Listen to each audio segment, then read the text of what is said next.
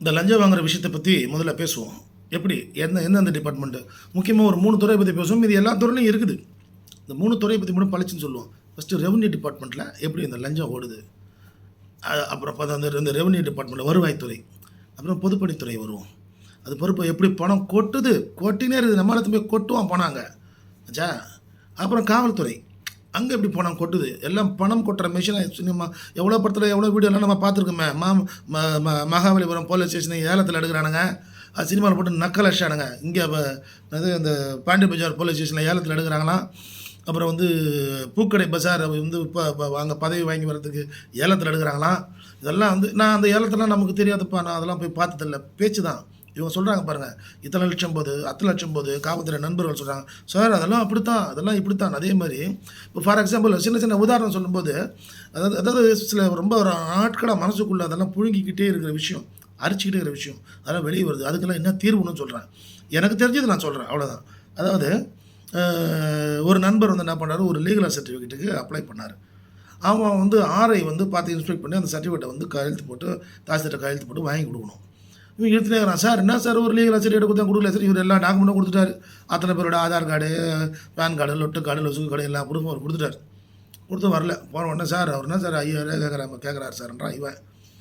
நம்ம நேரம் போயிட்டு, என்ன சார் பாவம் சார், அவனே பாவம் சோத்துக்கு பிச்சை எடுக்கிறவன், அவங்ககிட்ட போய்ட்டு நீ 5000 கேட்குறீங்க ஒரு லீகல் சர்டிஃபிகேட் இஷ்யூ பண்ணுறதுக்கு. இதெல்லாம் இந்த ஆன்லைன் வரதுக்கு முன்னாடி, ஆன்லைனில் வந்ததுக்கப்புறமும் வாங்குறாங்க. பொதுமக்களுக்கு தெரியாத விஷயம் இல்லை.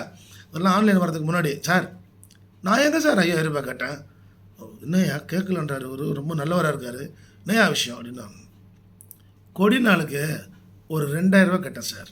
எப்படியா கொடி நாளுக்கா? ரெவன்யூ துறை அதிகாரிகளே நன்றாக பார்த்து கொள்ளுங்கள், உங்கள் அலுவலகத்தில் தான் இந்த மாதிரி நடக்குது. எப்படின்னா கொடி நாள், ஒரு ஆகஸ்ட் 15 இது ஒரு கொடி ஏற்றுறீங்க, ஒரு சுதந்திர தினத்துலேயும் ஒரு குடியரசு தினத்துலேயும் ஒரு கொடி ஏற்றுறீங்க. ஏங்க ஒருத்தன் லீகல் சர்டிஃபிகேட் கேட்டால் அவங்ககிட்ட ஒரு 3000 ரூபாய் பணம் கேட்குற அளவுக்கு அங்கே கொடி நாள் கொண்டாடுவீங்க? இல்லை ஒரு கொடி வாங்கி குத்துறதுக்கு 3000 ரூபா பணம் வாங்க எங்கள் கொடி குத்தி கொடுக்க சொல்கிறாங்க. ஏன் உங்களுக்கு கொடி நாள் கொண்டாடுறதுக்கு கவர்மெண்ட்டில் ஃபண்ட்ஸ் கொடுக்கலையா? சரி ரைட்டு, வேறு வழி இல்லாமல் கொடி நாள் அப்படின்னு 2000 கொடுக்குறாங்க. அதாவது லஞ்சம்னு கேட்டால் குத்தமா, எப்படி லஞ்சம்னு கேட்டால் குத்தமா, வக்கீல் வந்துட்டாரே அவர்கிட்ட போய் எப்படி லஞ்சம்னு சொல்கிறது அப்படின்னு. சார் நான் லஞ்சம்லாம் கேட்கல சார், கொடி நாளுக்கு ஒரு 2000 ரூபாய் கேட்டேன் சார், அது பப்ளிக் ஃபண்டு சார், பப்ளிக் தானே கொடுக்க போகிறேன், ஏன் உங்களுக்கு இந்த வேலை? சரி, இது ரெவன்யூ துறை நடக்குது. அதனால் ரெவன்யூ துறை அதிகாரிகளே கண்முழித்து கொள்ளுங்கள். என்னைக்கு வேணாலும் இது பிரச்சனை தான் ஆகும். இந்த கொடி நாள் அப்படின்றது எவனாவது ஒருத்தன் வழக்கு போடுவான், எவனாவது ஒருத்தன் கொடி நாளுக்கு பணம் வசூல் பண்ணக்கூடாது அப்படின்னு கேஸ் போடுவான்.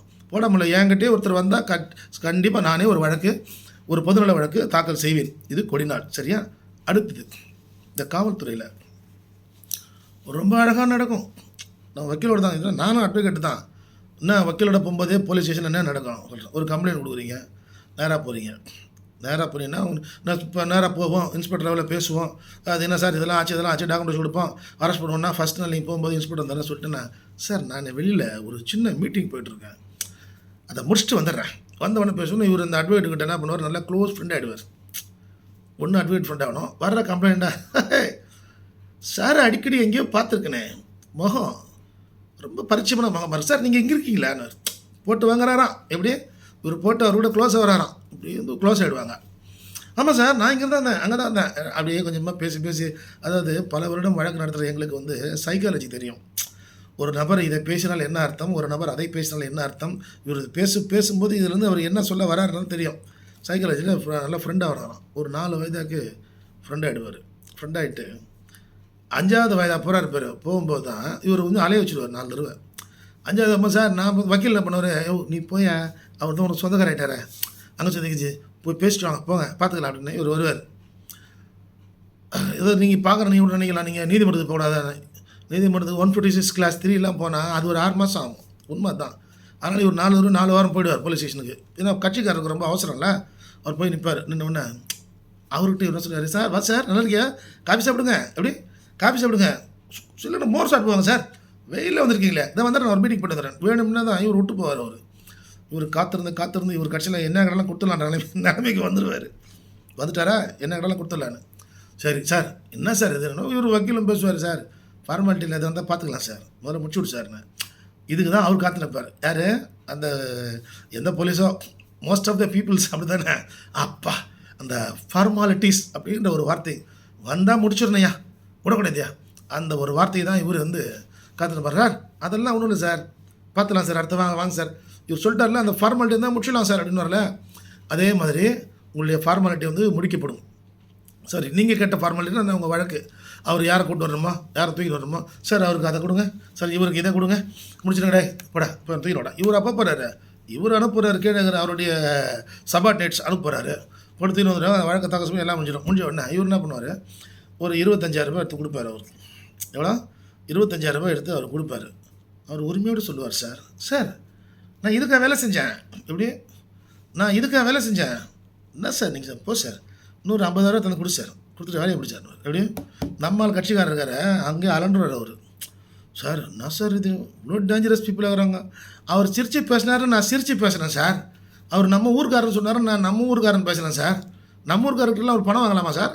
ஓ உங்கள் ஊருக்காரில் அவர் வீட்டுக்காரர்கிட்டே பணம் வாங்கார் அவர். நீங்கள் வேறு யாராக இருந்தாலும் வாங்கிட்டு வாங்க, நீ தானே அவர்கிட்ட ஃபார்மாலிட்டி இருந்தால் முடிக்கப்படும்னு சொன்னல, அதை முடிச்சுட்டு நீயே வெளியே தாராட மாட்டேன்னு வக்கீல் வந்து பக்கம் போயிடுவார். இவரும் என்ன பண்ணுவார், வேறு வழி இல்லாமல் சரி பிடிச்சார வேலை முடி பிடிச்சான்னு அவர் கேட்குற பணத்தை எடுத்து கொடுத்துட்டு இவர் வெளியே வருவார்.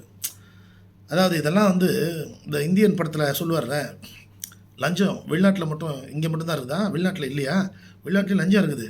கடமை அங்கெல்லாம் வந்து கடமையை மீறுவதற்குத்தான் லஞ்சம். ஆனால் இங்கே உங்களுடைய கடமையை செய்வதற்கே லஞ்சம் தான் வந்து வேதனை.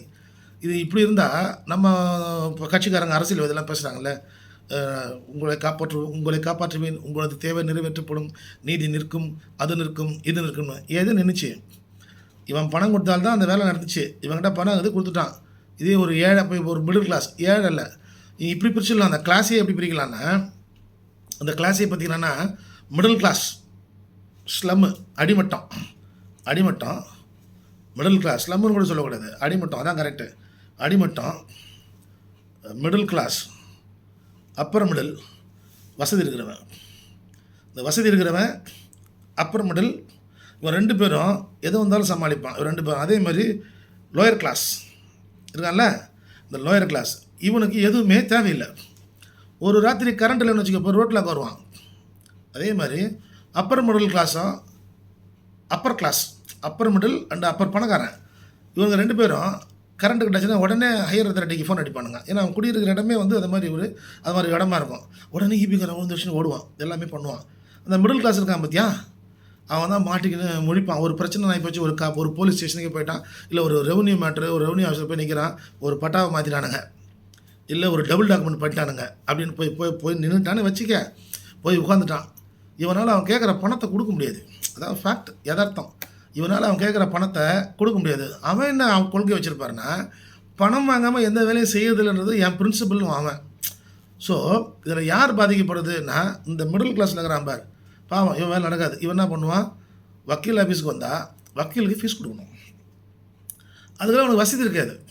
அதனால் என்ன பண்ணுவான், சாபம் விட்டு டேய், அதாவது உங்களுக்கெல்லாம் லஞ்சம் கொடுக்க முடியாத காரணத்தினால் அழிந்த குடும்பங்கள் எவ்வளவோ இருக்கிறது.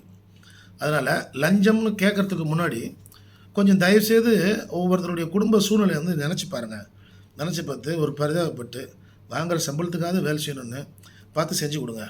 இது வந்து ஒவ்வொரு முக்கிய எல்லா துறையிலுமே சொல்லுவாங்க, ஆழமாக ஊடுருவி இருக்குது. ரைட்டு. அடுத்தது வேறு எந்த துறை?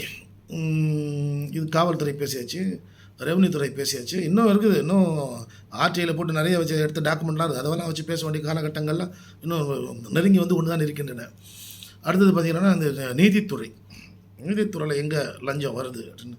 அதாவது நாங்கள் கூட என்னென்னா, நாங்கள் ஜூனியராக இருக்கும்போதெல்லாம் நிறைய பார்ப்போம். நாங்கள் என்ன இன்றைக்கும் சீனியர் கிடையாது, நாங்கள் இன்றைக்கும் ஜூனியர் தானே, 25 வருஷம் தான் ஆயிடுதே தவிர இது ஒரு நீதித்துறையை பொறுத்த வரைக்கும் தினம் கற்றுக்கொண்டு இருக்கிறோம், தினம் வந்து தெரிந்து கொண்டு இருக்கிறோம், தினம் வந்து ஒவ்வொரு நாளும் புது அனுபவங்கள் தான் வாழ்க்கையில். சரியா? இந்த லஞ்சம் அப்படின்னு எங்கே வருது அப்படின்னா, ஒரு கட்சிக்காரர் உட்காந்து என்கிட்ட பேசினே இருந்தார். சார் அந்த அம்மா வீட்டுக்காரர் மூலமாக இத்தனை லட்சம் வாங்கிச்சு சார், வாங்கிதான் சார் அந்த பெயில் கொடுத்தது.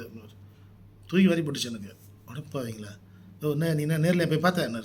அது ஊருக்கே தெரியுமா சார்? அப்படி அது ஊருக்கே தெரியுமா சார்? அது நினைக்கும்போது நம்ம நேரில் பார்த்ததில்லை, நம்மக்கிட்ட யாரும் சொன்னதில்லை. அதனால் நம்ம வந்து பார்க்காம எதையும் பேசவும் கூடாது.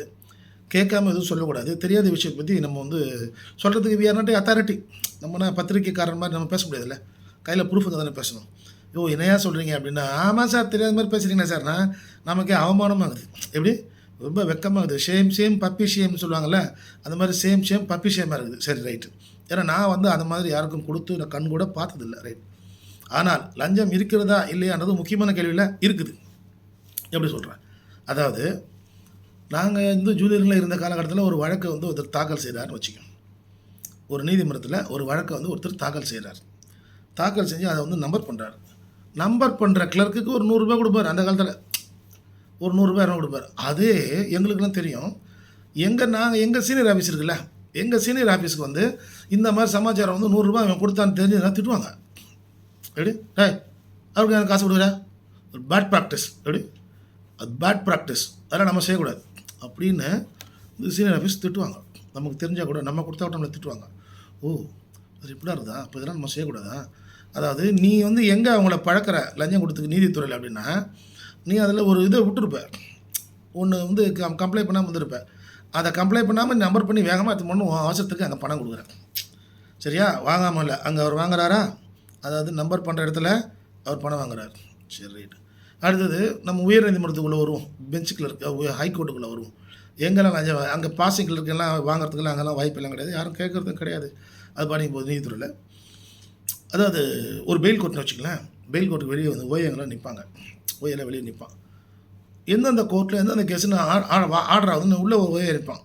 அவன் பார்த்துனே இருப்பான். இந்த அதாவது ஜட்ஜிக்கிட்ட நிற்பான், ஹைகோர்ட் ஜட்ஜிக்கிட்ட அவன் நின்று இருப்பான். பார்த்து இந்த கேஸில் ஆர்டர் ஆயிடுச்சு, ஓகே பிரச்சனை அலோட், ஓகே ஆர்டர் அப்படின்னு அவன் இந்த மொழியில் இருக்கிற வெளியே வாசல் இருக்கிறான் பாரு, அவனுக்கு ஒரு கண்ணில் அப்படி கண்ணை காட்டுவான். கண்ணை காட்டணுன்னா அவன் கொடுக்கணும் வர வெளியே ஒரு வக்கீல் பின்னாடியே விடுவான், விட்ட மாட்டான். உன்ன சோ நியூசன்ஸுங்க. இதுனா ஹைகோர்ட் ஜட்ஜிக்கு தெரியாமல் நடக்கும். சிசிடிவி கேமரா இது நியூசன்ஸு வாங்கிடும்.